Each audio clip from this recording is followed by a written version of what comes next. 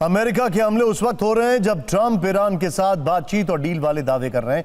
Trump जिस तरह से बार बार डील को लेकर बयान दे रहे हैं, उससे लगता है कि वो ईरान से समझौता कर पश्चिम एशिया संकट से बाहर निकलना चाहते हैं, क्योंकि उनका अगला टारगेट क्यूबा है और पश्चिम एशिया में उनके युद्धपोत है, पश्चिम एशिया में उनकी सेना है। वो ना साउथ चाइना सी यानी ताइवान पर फोकस कर पा रहे हैं, ना रशिया पर, इसीलिए वो बाहर निकलना चाहते हैं। लेकिन उनकी शर्तें ही बातचीत को डिरेल कर रही हैं। अमेरिकी मीडिया की रिपोर्ट के मुताबिक ट्रंप अभी भी अपनी शर्तों पर अड़े हुए हैं। उनकी पहली शर्त यह है कि ईरान संवर्धित यूरेनियम सरेंडर करे। दूसरी शर्त यह है कि ईरान परमाणु कार्यक्रम बंद करे। इसके अलावा ट्रंप चाहते हैं कि होर्मुज़ स्ट्रेट को पूरी तरह से खोला जाए और कोई टोल ना वसूला जाए। ट्रंप की एक शर्त यह भी है कि बाकी बातों पर सहमति बनने के बाद हर जाने की राशि भी अमेरिका खुद तय करेगा। ट्रंप अपनी शर्तों पर यह ड्रीम डील चाहते हैं, इसीलिए उन्होंने ईरान की ओर से भेजे गए प्रस्ताव पर बड़ी तब्दीली कर दी है।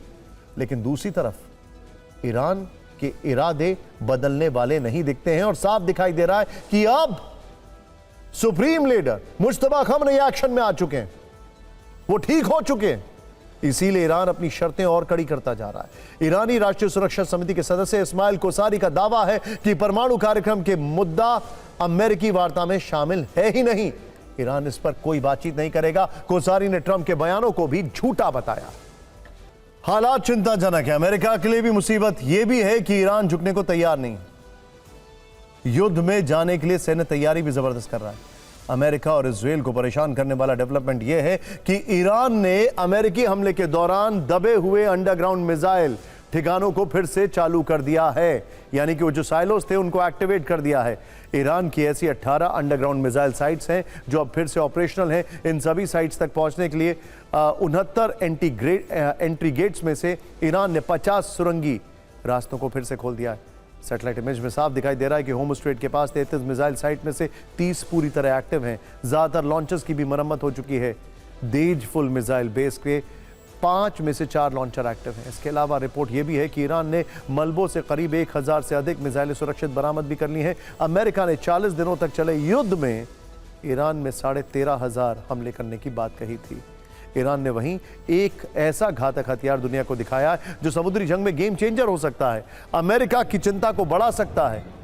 IRGC ने एक नई और तेज रफ्तार वाली मिसाइल बोट को सेना में इंट्रोड्यूस कर दिया, जिसका नाम है 27 रजब।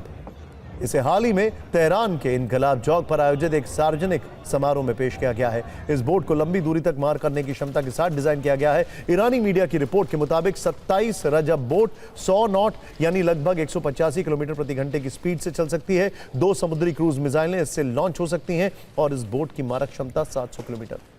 खास बात यह है कि ईरान ने यह अटैक बोट ऐसे समय में दिखाई है जब कुछ दिन पहले ही अमेरिका ने स्ट्रेट ऑफ होर्मुज़ के पास एक्टिव ईरानी जहाज़ों पर हमले किए थे।